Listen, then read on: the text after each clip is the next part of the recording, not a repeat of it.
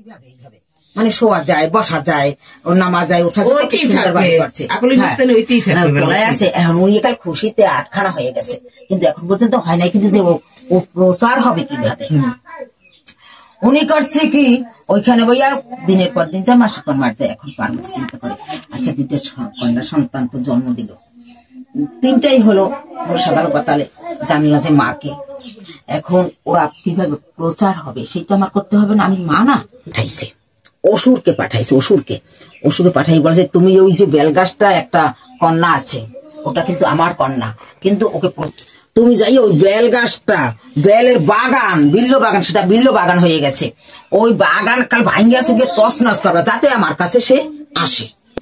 দেবী হয়ে যদি পস্তাতে থাকে, একটা বেল গাছে থাকে, সেটা তো ভূত হতে পারে, পেতনি হতে পারে, কত কিছু হতে পারে, জীবনটাই তো।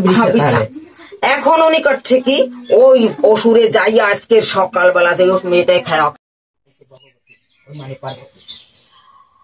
যে এই পাগল কি করছো, তুই না ওই দেবীকে মানত করে গেছিলি, সে কিছু লভ্যাংশ না দিয়া তুই চলে যাচ্ছ, এ নিতে পারবি? তোর তো জোয়ারের জলে তোর তো সব ডুবে যাবে।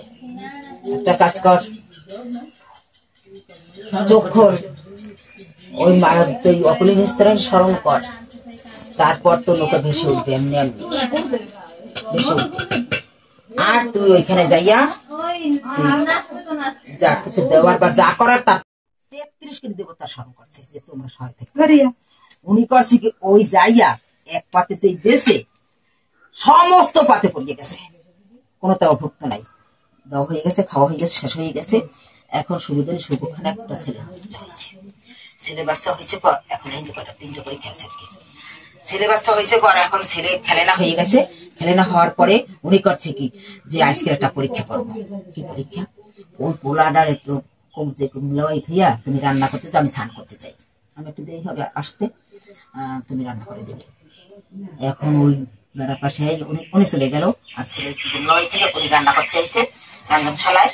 আর ওর মা আইয়া কইছে, শ্রীমতী তুই যে রান্না করতে আসো, ওর নাম থেছে ওর মা শ্রীমতী, ওই শাশুড়িতে, হ্যাঁ শ্রীমতী, শ্রীমতী তুমি যে রান্না করতে আছো, ওই যে